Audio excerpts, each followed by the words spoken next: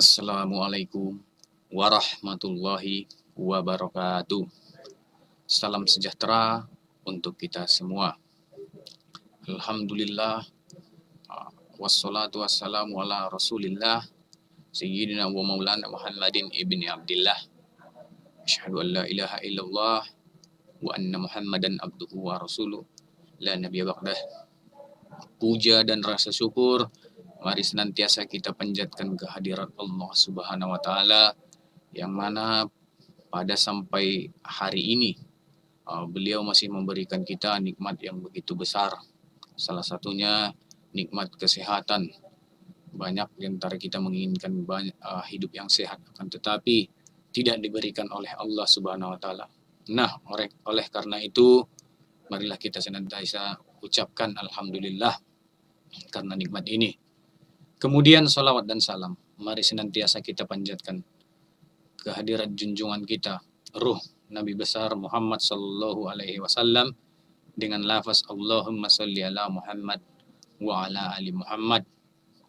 Nah, pada hari ini kita akan kembali melanjutkan studi kita ataupun pembelajaran kita, yaitu masih pada materi yang ketiga, yaitu di kelas 10, dan ini merupakan salah satu ataupun submateri yang ketiga. Nah, di sini kita akan menganalisis kaidah kebahasaan teks laporan hasil observasi. Nah, bagaimana sih unsur kebahasaan dari teks LHO ini? Bisa kita perhatikan pada slide-slide berikut. Yang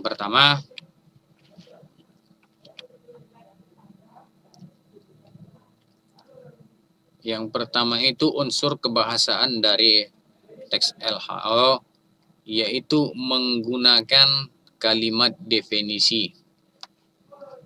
Kalimat definisi di sini merupakan kalimat penjelasan ya, yaitu contohnya buah semangka adalah buah yang sangat populer di Indonesia. Nah, ini merupakan salah satu pengertian ya ataupun definisi. Nah, itu dia. Kemudian kita lanjutkan. Yang kedua, unsur kebahasaan dari LHO menggunakan konjungsi atau kata sambung. Contohnya, di samping itu antioksidan ini juga memiliki manfaat anti radang yang menyehatkan jantung serta pembuluh darah. Nah, di sini kata sambung yaitu kata yang saya buat dengan tulisan miring agar kita lebih memahaminya. Ini merupakan konjungsi atau kata sambung. Inilah dia yang kedua unsur kebahasaan dari teks laporan hasil observasi. Kemudian kita lanjutkan lagi. Yang ketiga, menggunakan kalimat simpleks dan kompleks. Nah, apa sih kalimat simpleks? Kita perhatikan pengertian yang di bawahnya. Kalimat simpleks adalah kalimat yang menggunakan satu verba dan menyatakan aksi atau peristiwa atau keadaan. Kalimat ini dapat disebut kalimat tunggal. Misalkan, atau kita perhatikan contoh, kemudian semangka juga mengandung vitamin A yang bagus untuk kesehatan mata dan kekebalan tubuh. Nah, inilah dia contoh kalimat simpleks, yaitu menggunakan satu verba dan menyatakan aksi atau peristiwa. Nah, aksinya di sini. Kemudian semangka juga, ini dia. Kemudian kita lanjutkan lagi. Kalimat kompleks adalah kalimat yang terdiri dari dua struktur atau lebih dengan dua verba ataupun dua kata kerja. Verba di sini kata kerja ya.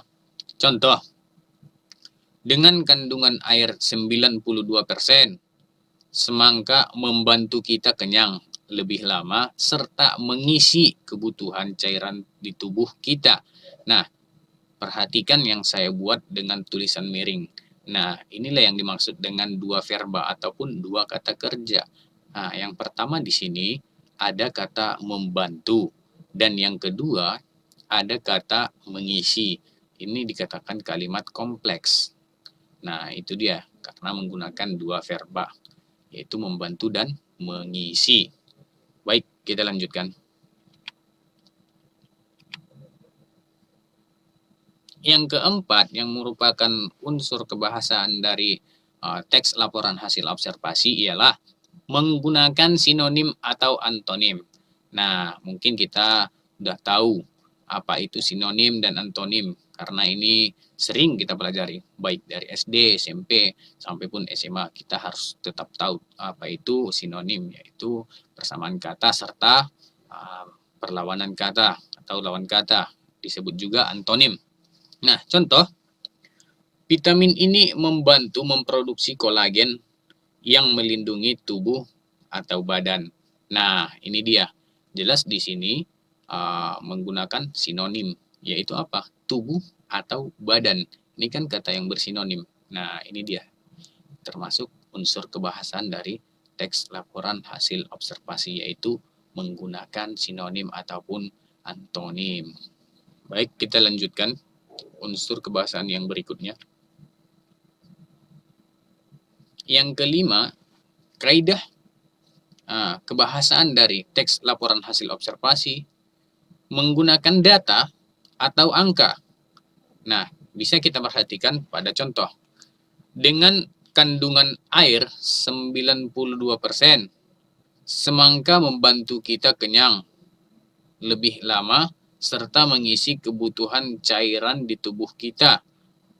Kandungan kalorinya pun terhitung rendah, 42 per mangkuk sehingga tak membuat gemuk. Nah, ini juga sangat jelas kita perhatikan menggunakan data atau angka, yang mana di sini ada jelas 92%.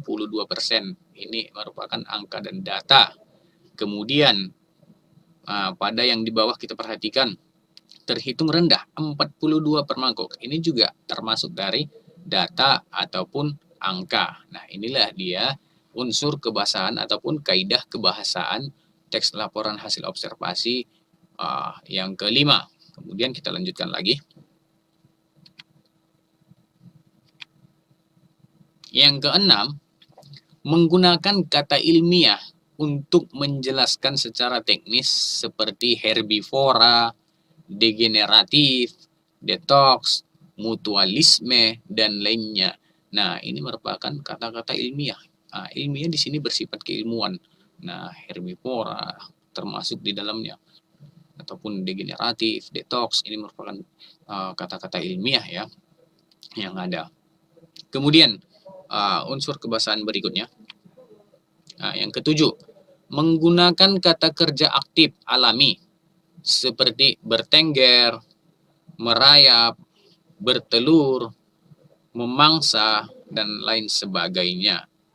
Nah, ini merupakan kata kerja aktif ya, alami. Ini dia. Kemudian kita lanjutkan lagi.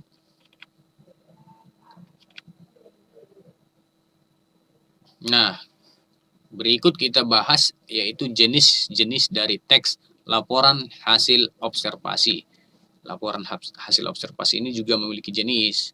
Nah, bisa kita perhatikan. Yang pertama ada yang dikatakan laporan observasi formal. Nah, teks hasil laporan observasi formal memiliki kaidah format dalam menyusun laporan seperti memiliki kop, bahasa baku, dan struktur yang lebih rinci. Pada umumnya, teks ini digunakan pada acara resmi seperti laporan berita atau hasil eksperimen dan lainnya. Nah, ini dia laporan observasi formal, termasuk dia yaitu teks berita. Kemudian kita lanjutkan. Yang kedua ada laporan observasi non formal. Jika ada dia formal berarti ada non formal. Nah, teks hasil laporan observasi yang non formal itu ditulis dengan struktur yang lebih sederhana dan ditujukan agar memberi informasi dan menarik minat baca orang lain. Nah, kedua ini merupakan jenis teks laporan hasil observasi. Kemudian kita lanjutkan.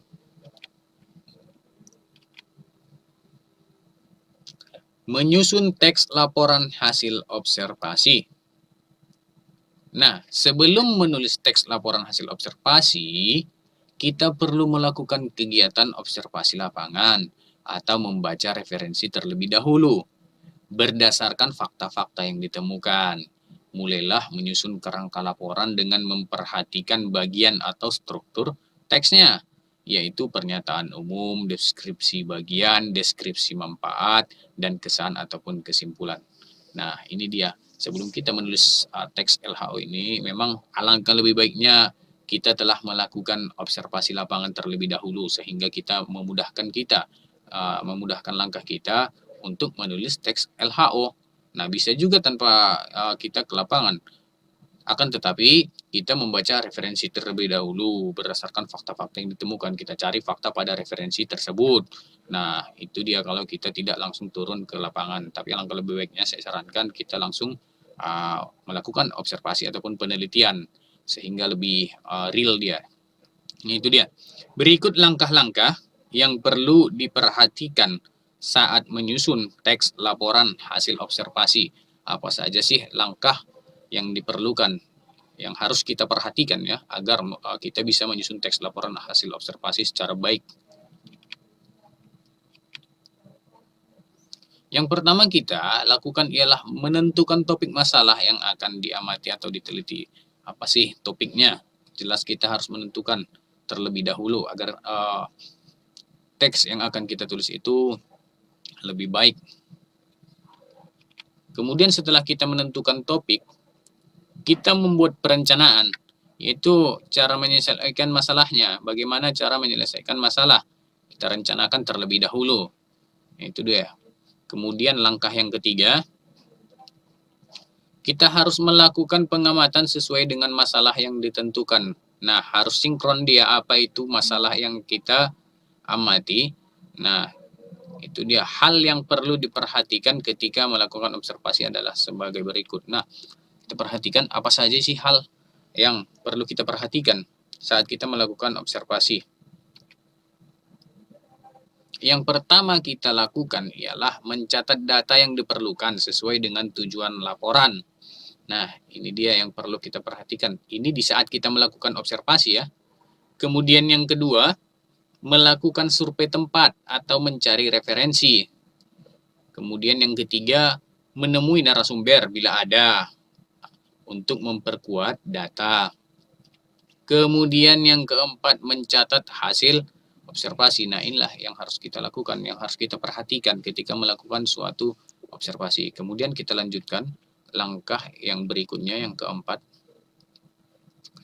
meneliti ulang hasil pengamatan. Nah, ini juga perlu kita lakukan setelah kita melakukan pengamati, kita lakukan penelitian ulang sehingga nanti data lebih akurat dan lebih objektif. Itu dia fungsinya, sehingga kita melakukan penelitian ulang.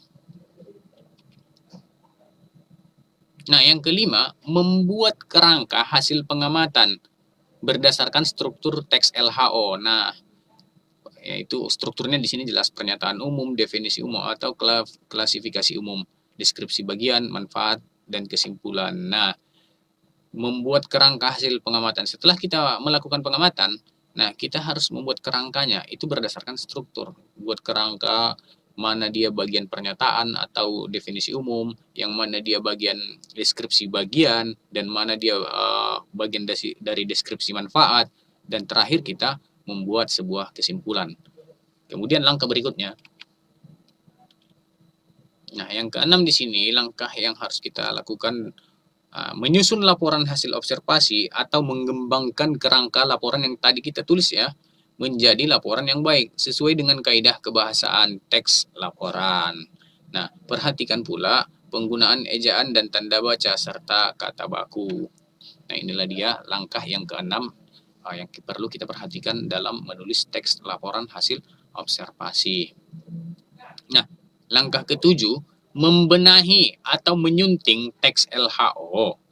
Hal ini bertujuan untuk mengoreksi kesalahan-kesalahan yang mungkin ada dalam tulisan, baik yang berkaitan dengan isi, struktur, ataupun penggunaan kaidah bahasanya. Nah, setelah selesai semua teks yang kita tulis itu, nah, apabila dia udah utuh, kita benahi lagi, kita sunting teks tersebut untuk mencari apa sih, ada sih kesalahannya atau tidak. Nah, sesuai nggak dengan strukturnya atau penggunaan kaidah bahasanya. Nah, inilah ya yang langkah yang ketujuh, kita benahi, kita sunting. Iya, inilah merupakan langkah-langkah teks LHO ya.